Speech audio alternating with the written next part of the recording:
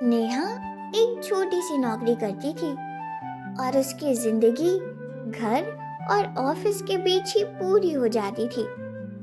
सुबह से शाम तक भीड़ भरे बस और बॉस के टारगेट्स उसे थका देते थे।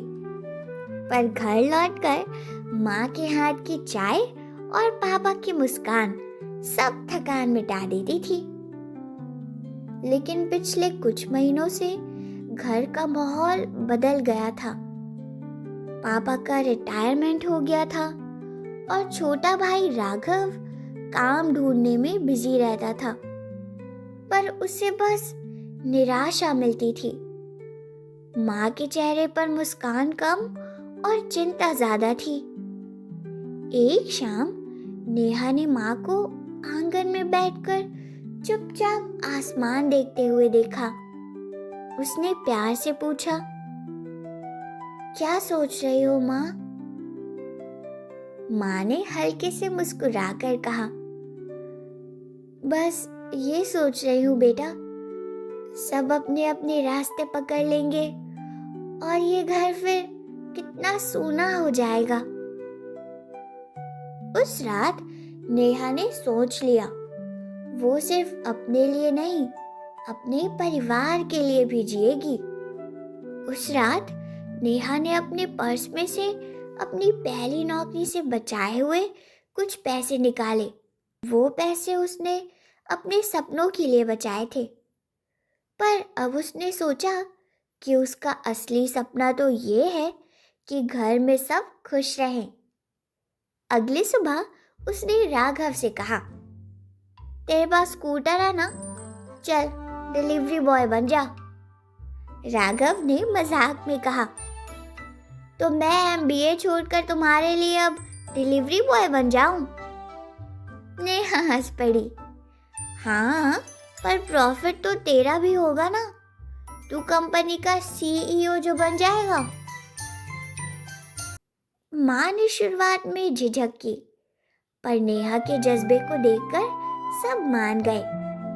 उन्होंने माँ की रसोई टिफिन सर्विस के नाम से काम शुरू किया। पहले 3 ऑर्डर्स आए, फिर 5। पर सब कुछ इतना आसान नहीं था।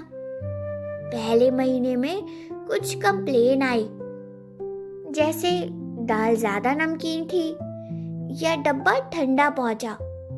और एक बार तो राघव का स्कूटर रास्ते में बंद पड़ गया। राघव गुस्सा हुआ, मैं नहीं कर सकता ये सब। तब नेहा ने शांत होकर कहा,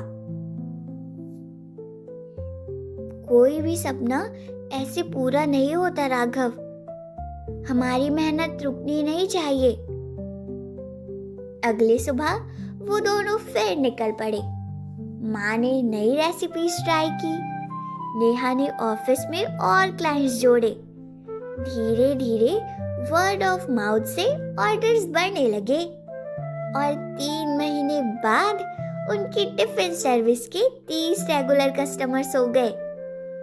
एक दिन उन्हें एक बड़े ऑफिस से मंथली कॉन्ट्रैक्ट मिल गया।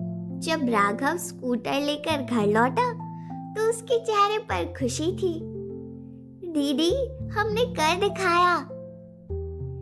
नेहा ने माँ पापा के पास जाकर कहा, हमारा घर अब सिर्फ घर नहीं, एक छोटी सी कंपनी बन गया है।